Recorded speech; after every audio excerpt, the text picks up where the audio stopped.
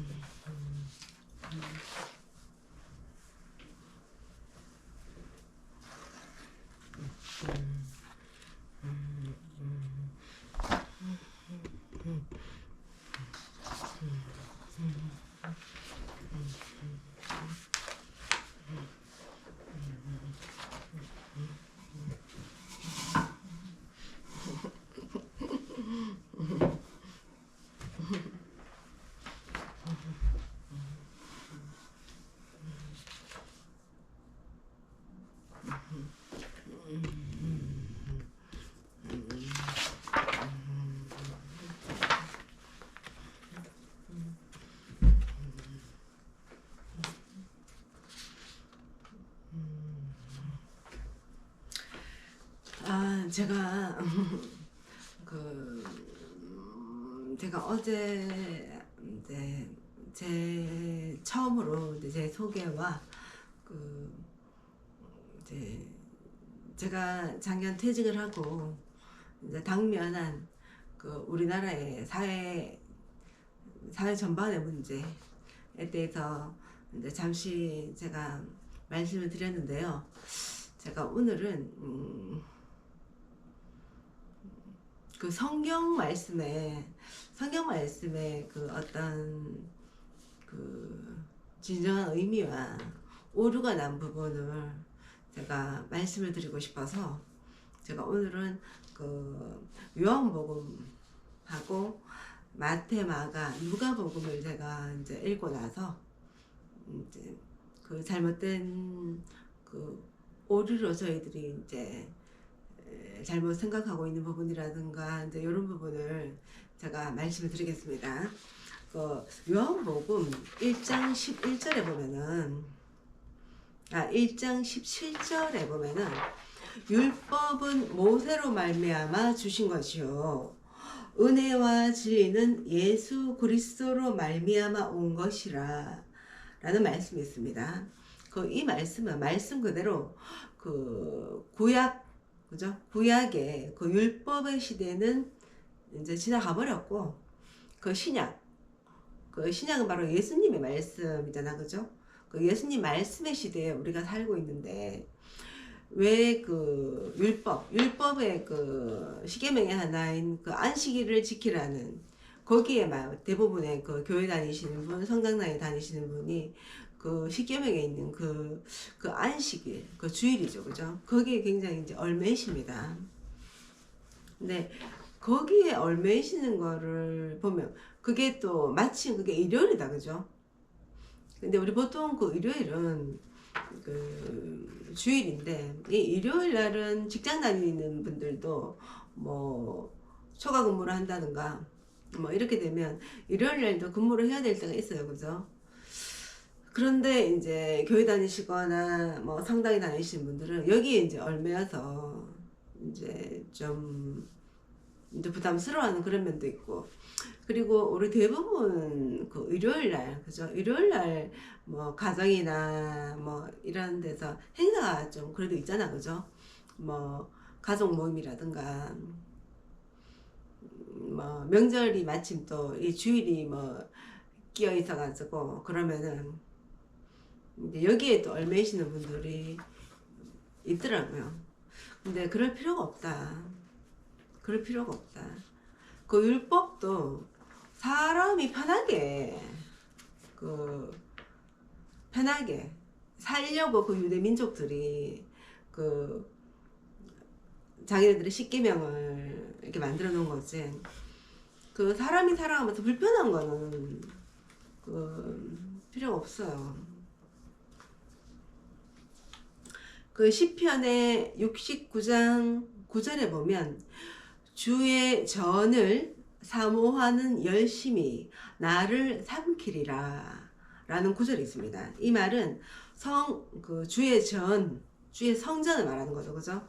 우리 보통 성당이나 그 예배당을 말하는데, 성전, 성스러운 장소를 이 어떤 장소에 연연해서 장소를 사모하지 말고 예수님과 부처님의 말씀을 사모하십시오. 그 주의 전을 사모하는 열심이 나를 삼키리라. 나를 집어삼키리라. 그죠? 주의 전을 사모하시면 안 되고 예수님의 말씀, 부처님의 말씀, 이웃사랑과 자비를, 그 말씀을 사모하셔야 되는 거예요.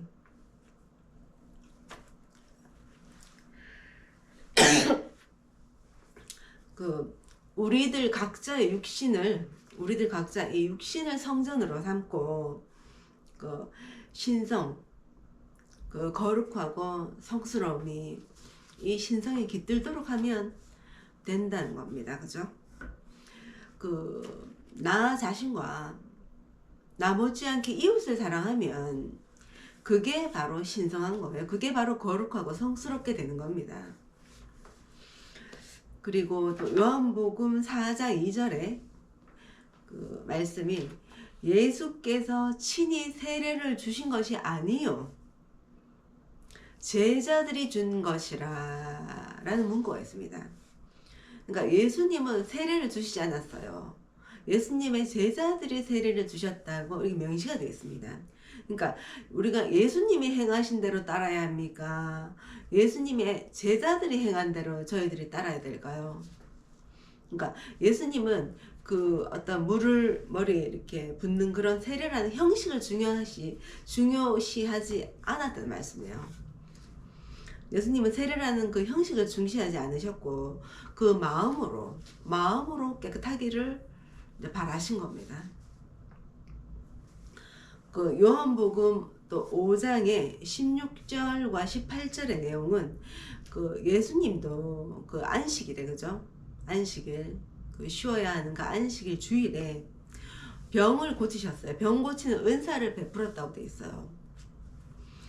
그 요한복음 7장 22절에서 24절 말씀은 그 이제 모세도 안식일에 할례를 행하였다. 모세도 안식일에 할례를 행하였다고 예수님은 안식일에 사람의 전신을, 이 사람의 몸을 건전케, 낫게, 병을 낫게 하시면서 왜 나를 노여워하냐고 말씀하셨어요. 왜 내가 안식일에 그 아픈 사람을 고치게 하는 게 잘못된 거라고 이제 다른 사람 지적을 했겠죠. 그러니까 내가 왜 안식일에 다른 사람의 병을 고쳐주는 것을 왜 노여워하느냐라고 말씀하셨어요. 그러니까 예수님도 안식일에 그런 일을 하셨다는 말씀이거든요. 요한복음 8장 5절에 모세는 율법에 간음한 여자를 돌로 치라고 명하였다. 그리고 예수님은 죄 없는 자가 먼저 돌로 치라고 말씀하셨어요. 그죠? 너희 스스로 너희 양심에 비추어 너희 스스로 죄가 없다고 생각하면 그 간음한 여자를 돌로 치라고 하셨어요. 모세는 율법에 간음한 그 여자를 돌로 치라고 이제 말했지만 그 예수님은 죄 없는 자가 돌로 치라고 말씀을 하셨고요. 그 신명기에 이제 참고로 이제 신명기라는 곳에 그 신명기 19장 17절에서 21절에 보면은 그 이런 말씀이 있습니다. 두세 증인의 입으로 하고 논쟁을 하는 양방이 같이 하나님 앞에 나아가 제사장과 재판장 앞에 설 것이요 너희의 눈에 긍휼히 보지 말고 받은 대로 갚아라. 받은 대로 갚아라. 긍휼히 여기다, 이 말은 그 불쌍히 여기다는 그런 말이에요. 긍휼히 여기지 말고, 불쌍히 여기지 말고 네가 받은 대로 갚아라라고 돼 있어요.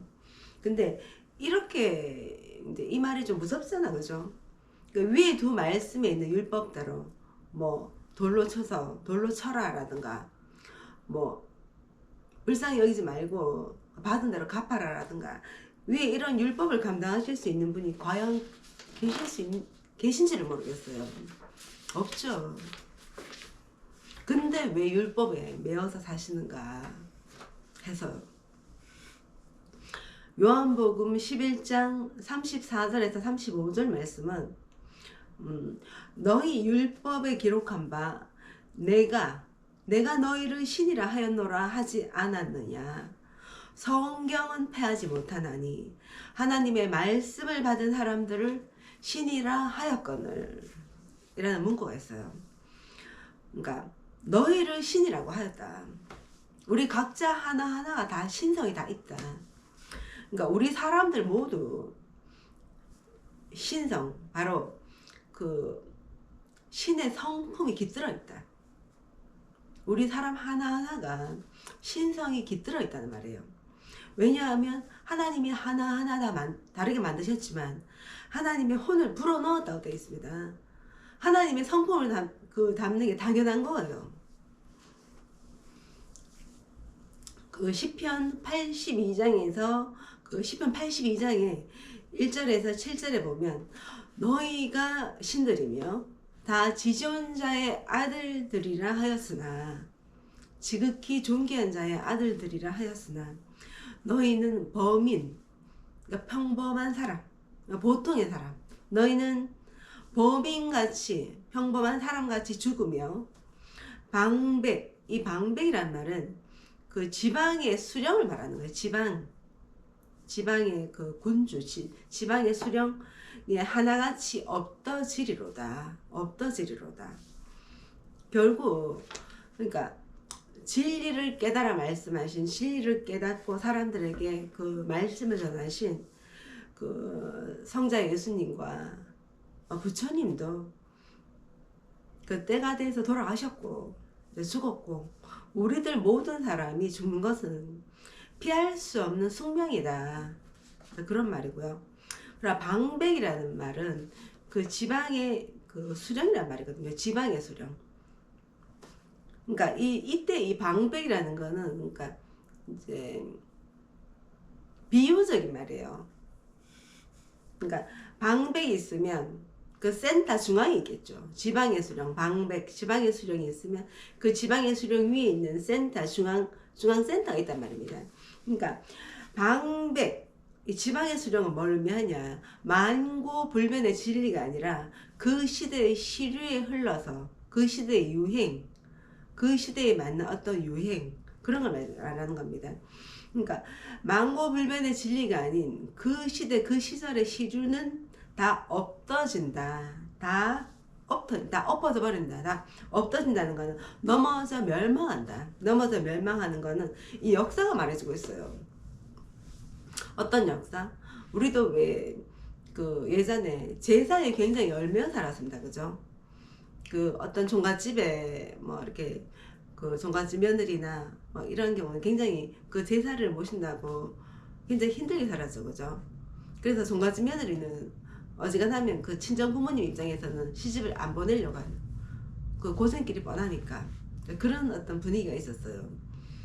근데 그 우리 이제 제 세대만 하더라도 그 아직까지 제사를 지내는 그런 이제 지금도 여전히 차례 지내죠, 그죠? 지내는데 예전에 그 제 아버지가 이제 그런 말씀을 하셨어요. 귀신이 어디 제사밥 먹는 거를 본 사람이 있는가? 귀신이 어디 제사밥 먹는 걸 본 사람이 있는가? 이런 말을 했어요. 그래서 이제 제가 그게 이제 어느 부모님이 돌아가시고 스승님이 돌아가시잖아요. 그 많은 그 키워주시고 낳아주시고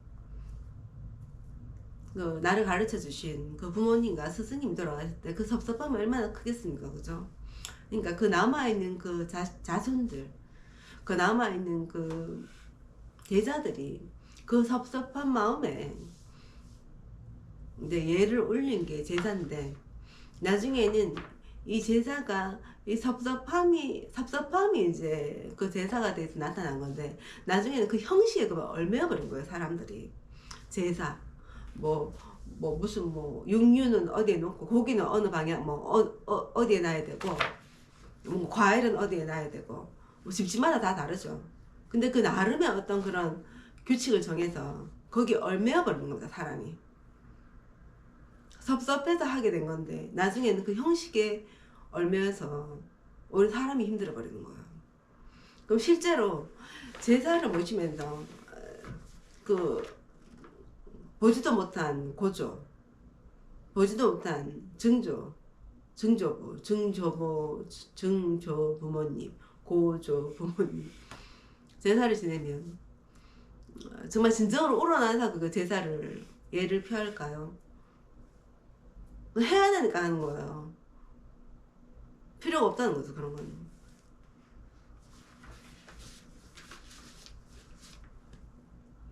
그러니까 그 이제 이 방백, 그 지방의 수령, 그때 그 시대의 그 시류에 따라서 일어났다가 나중에 돼가지고는 이런 게 불필요하다, 그 없어져 버리는 그런 거는 바로 지방의 어떤 방백, 그죠? 그런 거에 비유를 한 거고, 그럼 지방의 수령보다 더 높은 중앙의 센터는, 그 센터의 탑은 그럼 뭐냐? 이게 바로 만고불변의 진리. 아무리 시대가 바뀌고 아무리 세월이 흘러도 바뀌지 않는 만고불변의 진리를 말하는 거다. 바로 이 만고불변의 진리는 권선징악이에요. 선하게 살면 이제 선한 열매를 맺고, 악하게 살면 악한 열매를 맺는다. 이거는 시대를 초월해서 이제 영원한 이제 만고불변의 진리다, 이제 이 말이거든요. 그러면 우리가 이제 생각했을 때, 그럼 왜 우리가 왜 악에, 그죠? 우리가 악이라고 생각하는 거죠. 그 악의 존재 이유가 뭘까? 이제 그 제가 이런 생각이 들어요. 빛이 있어야, 어둠이 있어야 빛이 드러나죠. 다 비치면 빛인지를 몰라요. 그리고 다 잘났으면, 못난 사람 없이 다 잘났으면 그게 잘난 게 아니죠. 그리고 다 착해요. 다 착하고 다 선하면 그게 다 착하고 선한 게 아니거든요. 그러니까 그 빛이 뚜렷이 드러나고, 그 잘남이 뚜렷이 드러나고, 선함이 뚜렷이 드러나려면 어떤 반대되는 그 반대가 필요한 겁니다. 그죠? 드러나게 하기 위해서. 결국은 빛이 어둠을 뚫고 빛이 드러나고, 선함이 결국은 악함을 이긴다. 선함이 악함을 이긴다는 걸 드러내기 위한 어떤 장치, 그런 장치인 것 같아요. 그렇다고 해서 우리가 악이라고 완전히 멸하려고 하면 안 되겠죠. 어떤 반대되는 어떤 그런 상황이 있기 때문에 내가 성장을 하는 겁니다. 그렇게 살아서는 안 되겠구나라는 걸 배우면 돼요. 물들지 않는 된다는 거죠. 물들지 않는 된다. 그 연못의 그 연꽃이 그 진흙에 있는 그 연못, 어느 정도 고인물이죠. 막 흘러가서 아주 그 맑은 물은 아니죠. 그렇지만 연꽃 굉장히 아름답고 물들지 않잖아요. 더러운 환경에 있어도 물들지 않는, 그게 보통 이제 부처님 그 많이 나오죠, 그죠? 우리 부처님 그 연등 같은 데 보면 다 연꽃으로 이렇게 연등을 이제 만들어서 밝히잖아요. 그런 의미인 겁니다. 그러니까 그 악이라는 게 선을 이길 만큼 강하지도 않고 많지도 않을 것 같아요. 다 필요해서 존재하는 겁니다. 완전한 선함도 완전한 악함도 그러니까 없어요. 완전한 선함, 완전한 악함도 없습니다. 근데 완전한 선함이 없는데도 불구하고 이 완전한 선함, 정말 성스럽고 거룩하고 그 순결한 그런 걸 이렇게 추구를 하잖아, 그죠? 근데 그걸 이렇게 추구를 하게 되면 극기 훈련하러 들어가는 입구로 들어가서 이제 충분히 했습니다. 성스럽고 충분히 거룩하고 충분히 순결한데 이제 거기에 이제 미로에 이제 갇혀버리는 그런 경우가 있는 것 같아요. 출구를 못 찾아서 미로를 헤매는 경우가 많은 게 아닌가 하는 생각도 듭니다. 우리들이 보통 막 신성, 그죠? 막 거룩하고 성스러움, 이 신성하다는 어떤 이런 게 우리가 도달할 수 없는 어떤 그런 차원이 아니고 우리는 도달할 수 없는 존재로 그렇게 우리가 여기시면 안 되고, 그러니까 우리가 도달할 수 없는 신의 영역, 이게 따로 있는 것이 아니고 바로 인성이 곧 신성이에요. 사람의 성품이 곧 신의 성품인 겁니다. 하나님 우리에게 혼을 불어넣으셨어요. 하나님이 거룩하시고 그 하나님의 혼을 저희들한테 불어넣었단 말입니다. 나 자신과 나 못지않게 이웃을 사랑하면 그게 바로 신성한 겁니다. 그리고 요한복음 13장 34절에서 35절에 이런 구절이 있어요. 새 계명을 주노니 서로 사랑하라. 내가 너희를 사랑한 것 같이 너희도 서로 사랑하라. 너희가 서로 사랑하면 이로써 모든 사람이 너희가 내 제자인 줄, 예수님 너희가 나의 제자인 줄 알게 되리라 하셨어요. 그러니까 뭐 성당, 교회 다니지 않아도 내 주변에 이웃을 사랑하는 사람은 예수님의 제자로 사는 겁니다. 예수님의 가르침은 이웃사랑이에요. 이웃사랑이 다예요. 그리고 이거는 제가 저번에도 한번 얘기를 했는데 그 빌라도 같은 경우에는 굉장히 억울할 것 같아요. 본디오 빌라도에게 고난을 받아서 십자가에 못 박혀 돌아가시고, 본디오 빌라도만의 본디오 빌라도는 하기 싫었지만 주변의 압박으로 한 거라고 밖에는 성경을 읽어보면 판단할 수가 없어요. 2번인가 3번인가 넣어주려고 했고, 그럼에도 그 제사장에게 그 회유된 뭐 대사장하고 그 유대인들이 합작품인 거지, 그 본디오 빌라도는 하기 싫었는데 억지로 한 거예요. 압박을 했기 때문에. 안 그러면 자기가 다툴 수가 있기 때문에. 왜 그런 말 했냐? 가이사 말고는 우리에게는 왕이 없다라는 말을 했어요. 가이사 말고. 가이사. 케사르를 말하는 거죠. 케사르. 우리가 흔히 케사르라고 하는. 그러니까 로마 황제 케사르 말고는 우리에게는 왕이 없다. 왜? 왜냐하면 빌라도가 이제 유대인들의 그 대제사장들에게 아무 죄를 나는 못 찾는다라고 했는데도 가이사 외에는 우리에게 왕이 없다 이런 말을 했고, 그 나사렛 예수 유대인의 왕을 그렇게 쓰려고 했는데, 나사렛 예수 유대인의 왕이라고 쓰려고 했는데 자기 스스로 칭하여 유대인의 왕이다라고 쓰라고 하면서 그 예수님을 모욕했다고 되어 있어요. 예수님을 모욕했다. 그러다 이제 빌라도가 나의 쓸 것을 썼다라고 했. 나의 쓸 것을 썼다. 그러니까 이방인인 그 빌라도가 봐도 예수님은 진리의 말씀을 하시는데 같은 동족의 못을 박으라고 한 겁니다. 그래서 이제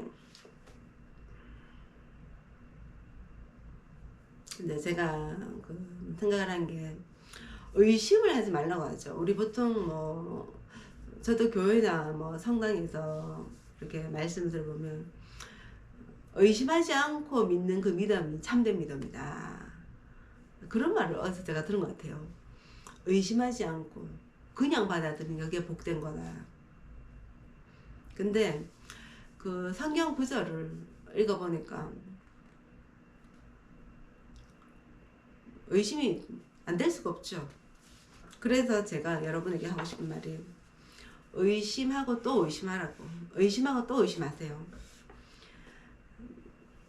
이런 말을 드리고 싶어요. 예수님과 그 부처님의 말씀을 저희들이 사모하게 되는 건 말 그대로 받아들이는 이제 마음고불변의 진리이기 때문에 받아들여지는 거지만 그 부처님의 제자, 예수님의 제자들이 하는 그 부연 설명, 덧붙여서 하는 설명까지 무턱대고 받아들이고 믿으시면 안 된다는 겁니다. 왜 믿어야 되는지를 이제 깊이 생각을 하시고 마땅히 정말 마땅히 그대로 받아들여지고 고개가 절로 끄덕여지면 이제 믿으셔야 되는 거예요. 무조건적인 눈먼 믿음은 어떻게 보면 좀 어리석은 겁니다.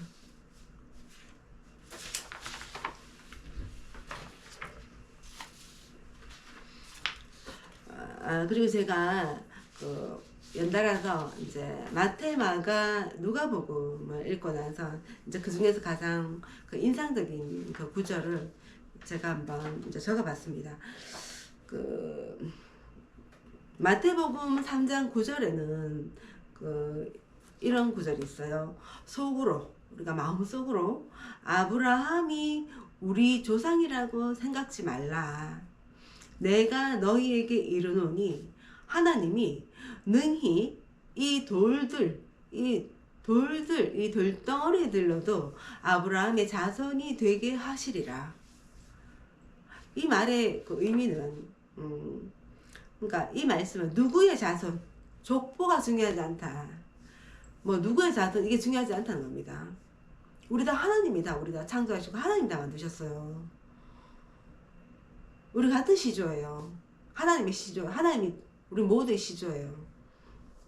그러니까 누구의 자손, 뭐 내가 누구의 뭐 자손이고 우리 집 족보가 어디 되고 중요하지 않다는 겁니다. 그래서 유대인의 선민 사상은 의미가 없는 거예요. 지금 본인이 처한 그 위치에서 내가 할 수 있는 바, 본인이 할 수 있는 바를 행하는 것이 중요하다는 겁니다. 이미 처한 상황을 어쩔 수 없죠. 내가 이미 처해진 상황, 내가 선택해서 태어나지 못하는 그 나의 부모님, 내 형제, 어쩔 수 없어요. 그죠? 그럼 받아들이는 수밖에 없습니다. 내 집안 형편, 내 집안 분위기, 어쩔 수 없어요. 받아들여야 돼요. 받아들이고 거기에서 더 나은 방향으로 가도록 노력을 해야 되는 겁니다. 힘들고 외롭고 슬프지만 기꺼이 받아들이고 내가 거기서 처한 내 그 형편에서 내가 할 수 있는 내 도리를 하다 보면 머지않아서 기쁨이 온다는 그런 믿음을 가지고 그냥 내가 할 수 있는 일을 다 하는 거예요. 어쩔 수 없는 현재의 상황을 현재의 상황이 힘들어도 묵상하면서 이 묵상이라는 거는 이제 조용하게 생각이 잠긴다. 명상에 명상이 잠긴다. 이런 의미인데, 그러면 내가 스스로 조용한 상황에서 스스로 본인을 위로를 하고, 그리고 주변인들, 나의 내 형제, 나의 부모님에게, 나의 친지, 동료들, 할 수 있는 일을 해나가는 수밖에는 별 도리가 없는 겁니다. 그리고 그 마태복음 그 6장 7절에는 또 이런 말씀이 있어요. 또 기도할 때에 이방인과 같이 중언부언하지 말라. 저희는 말을 많이 하여야 들으실 줄 생각하느니라. 말 그대로 기도 말씀을 중복해서 하고 중언, 부언, 중복해서 말하고 부언 또 덧붙여서 말하고 할 필요가 없는 것이 바로 하나님은 이미 그 마음을 읽고 계세요. 능히 읽으시는 하나님이시기 때문에 그렇다. 그리고 또 마태복음 12장 50절에는 누구든지 하늘에 계신 내 아버지의 뜻대로 하는 자가 내 형제요 자매요 모친이니라 하시더라. 그 육신의 형제자매, 그 육신의 나의 부모, 그죠? 육신의 내 자식이란 간이라도 그 믿음과 그 행함이 하나님 보시기에 합당해야 되는 것이지. 그냥 내 부모라, 그냥 내 자식이라, 내 형제자매라고 그 육신의 인연에 연연해서 잘못된 믿음, 그 잘못된 행함을 따라서는 안 된다는 말입니다. 육신의 인연, 육신의 나의 부모 자식 간, 육신의 형제, 그 인연에 연연해서 만약에 잘못된 믿음을 가지고 있고 잘못된 행위를 하고 있는데 그걸 그대로 따라가면 안 된다는 말이에요. 누구나 사람은 실수할 수가 있어요. 그죠? 누구나 실수할 수는 있지만 그 실수를 깨우치게 하는 것도 좋은 일입니다. 그냥 우리 보통 부모님에게 순종해야 된다는 말을 많이 들어요. 순하게 따라야 된다. 근데 그 부모님의 가르침이 잘못된 거라면, 부모님이 오히려 잘못하고 있다면 따라서는 안 되겠죠. 형제 자매의 어떤 실수, 형제 자매의 잘못된 믿음, 잘못된 행동을 그 말로 지적을 해줍니다. 그죠? 부모 자식 간이라도 잘못된 행동을 하는 자식에게, 그 잘못된 행동을 하는 부모에게 이제 바른 말을 하셔야 돼요. 바른 말을. 근데 바른 말을 해도 안 고쳐지면 좀 거리를 두는 게 차라리 낫습니다. 그 가족이라는 굴레 있죠. 내가 선택하지 않았지만 나에게 주어진 나에게 주어진 나의 숙명, 이런 가족이라는 굴레가 가장 어려워요. 그걸 끊어내기가 가장 어려울 수 있단 말이에요. 왜? 태어나면서부터 그 부모님이 먹이고 재우고 입히고 이제 공부를 시켜주는 너무나 큰 존재입니다. 저 자식에게 부모님은. 근데 그 부모님의 가르침을 내치기는 참 힘들어요. 정말 힘들어요. 그건. 그래서 가족 집단의 정서가 때론 가장 끊어내기 힘든 사슬이 될 수가 있다. 사슬. 나를 올가매는 어떤 사슬이 될 수가 있다. 그렇다고 부모를 버리면 안 되겠죠. 부모가 잘못하고 있다고 뭐 예전에 고려장처럼 부모를 내다버리면 안 되죠. 못나은 부모라도 부모는 부모입니다. 나를 낳아주셨어요. 키워주셨고 공부시켜주셨고 봉양을 하셔야 돼요. 다만 그분의 믿음과 그분의 잘못된 믿음과 그분의 잘못된 행위를 따르면 안 된다는 말이지, 봉양의 의무가 져버리면 안 되는 거죠.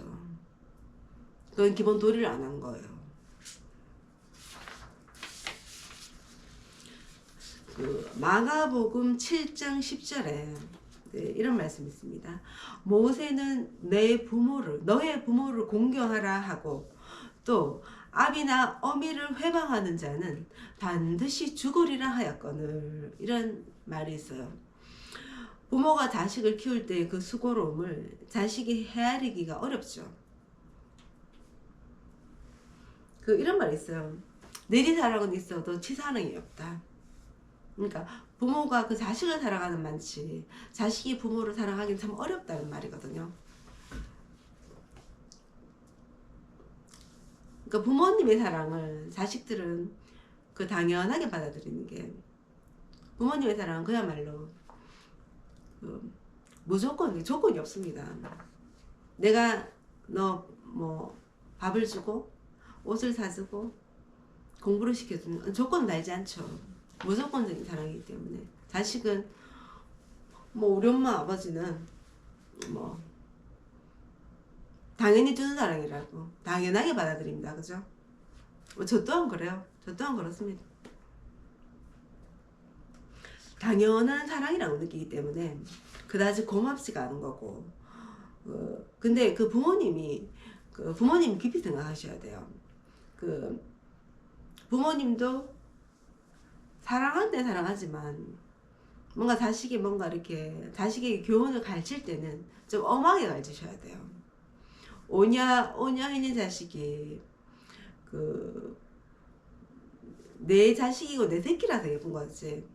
내가 어떤 내 자식의 어떤 그런 기본 어떤 매너라든가 어떤 기본 마음가짐을 제대로 가르치를 못해서 내 눈에만 예쁜 거지. 다른 사람 눈에 만약에 그 눈밖에 나버리면 그건 옳은 사랑이 아닌 거죠.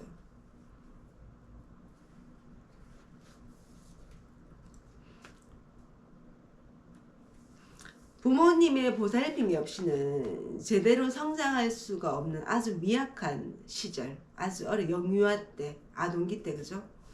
이럴 때 부모님의 교훈에, 이 부모님이 자식을 가르치는 교육, 그 교훈이 참 중요한 것이, 이런 말 있죠. 3살 버릇이 여든간다. 3살의 버릇이 여든간다. 그러니까 어릴 때, 너무나 미약한 존재, 부모님이 도와주지 않고는 생명을 유지할 수 없을 정도로 아주 미약한 존재일 때, 그때의 가르침이 이제 아주 끝까지 간다. 그런 거예요. 정말 중간에 큰 계기가 있어서 이제 바뀌는 어떤 그런 계기가 있지 않고는 어릴 때 그 가르침이 끝까지 간다라는 거예요.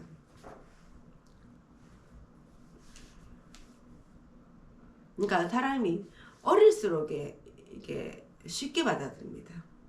정말 이게 머리로 받아들이는 게 아니라 가슴으로 받아들이는 거죠. 그래서 어릴 때의 교육이 참 중요하다. 네, 이런 말씀 드리고 싶어요.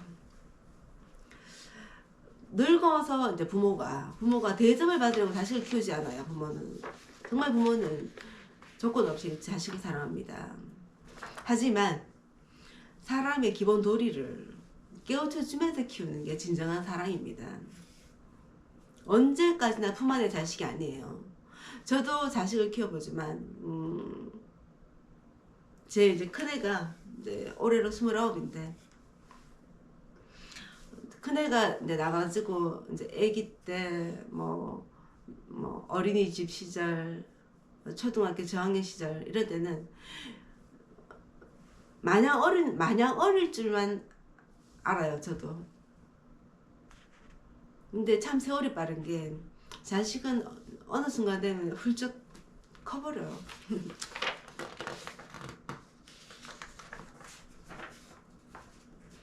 누가복음 10장 21절에는 또 이런 말씀이 있습니다.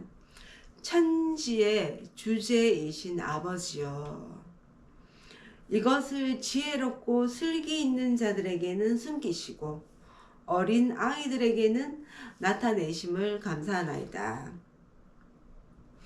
바로 이것을 지혜롭고 슬기 있는 자들에게는 숨기시고 어린 아이들에게는 나타내심을 감사하나이다. 이때 이것이란 하나님은 오로지 한 분이시죠.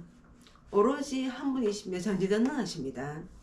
우리 모든 인류에게 다 두루두루 다 그 행한 대로 이제 갚으시는 분이세요.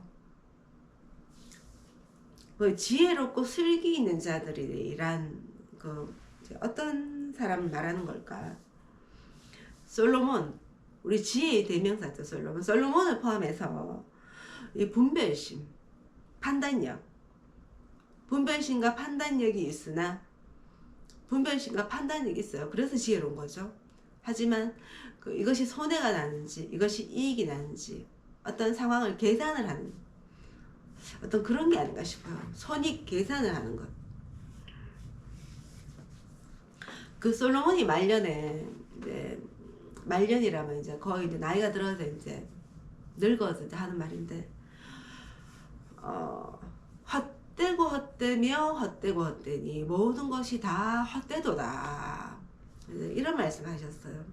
그러니까 지혜의 대명사였던 그 솔로몬이 늙어 보니까 나를 지혜롭다고 내가 가지고 있는 부귀명화 그 부귀영화를 그 명예를 사람들이 그렇게 칭송했지만 늙고 보니 이 부귀영화도 헛되고 명예도 헛되고 지혜도 헛된 거다라는 그런 고백인 겁니다.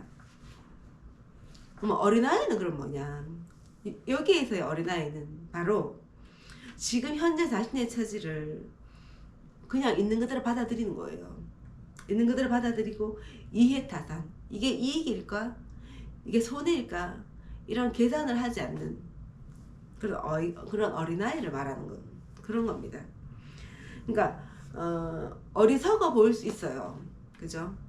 어리석어 보이지만 어떻게 보면 기꺼이 자신이 가지고 있는 것을 내어주는 거, 내어줄 수 있는 그런 걸 하나님께서는 좋게 보시는 것 같아요. 그리고 그 상황, 내가 지금 주어진 어떤 상황, 그걸 받아들이잖아요.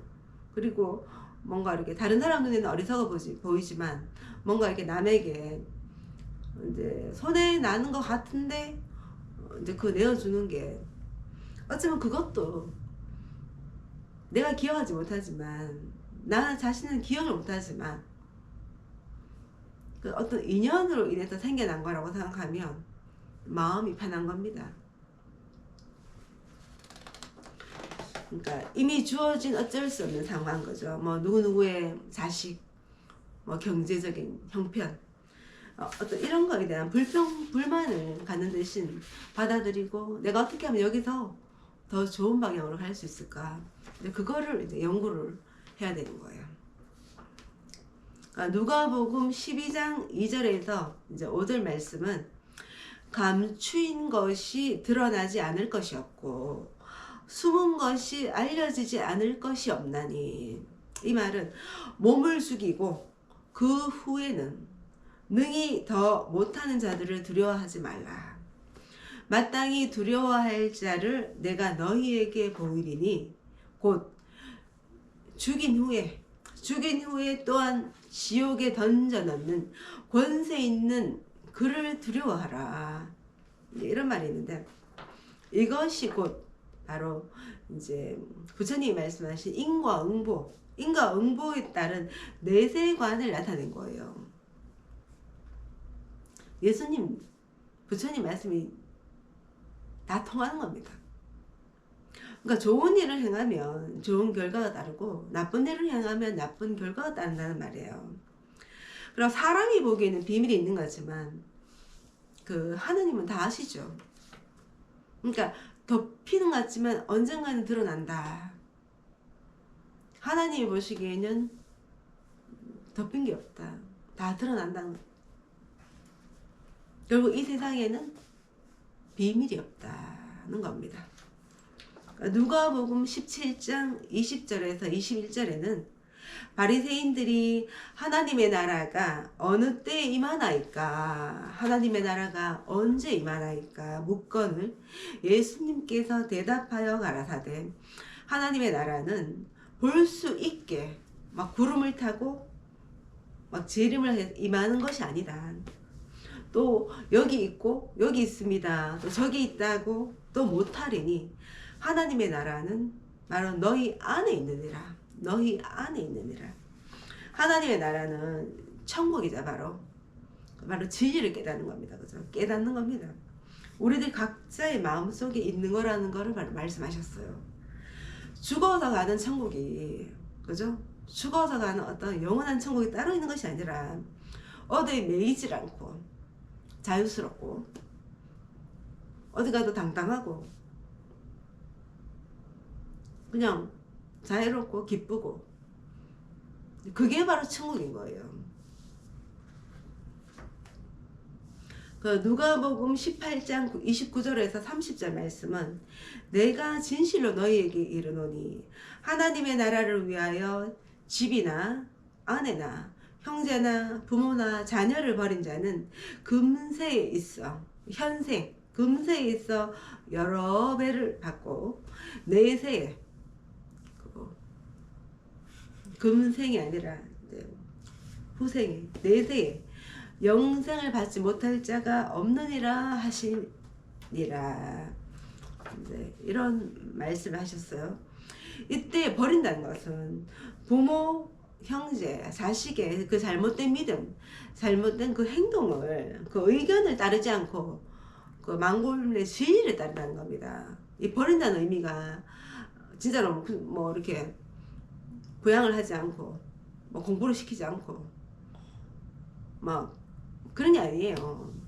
그 사람들이 지금 잘못된 행위라고 했으면 그 잘못된 행위를 하는 그 나름의 어떤 그런 본인들의 어떤 내면의 어떤 그런 믿음이나 의견이 있을 거잖아요. 그걸 따르지 않는다는 말입니다.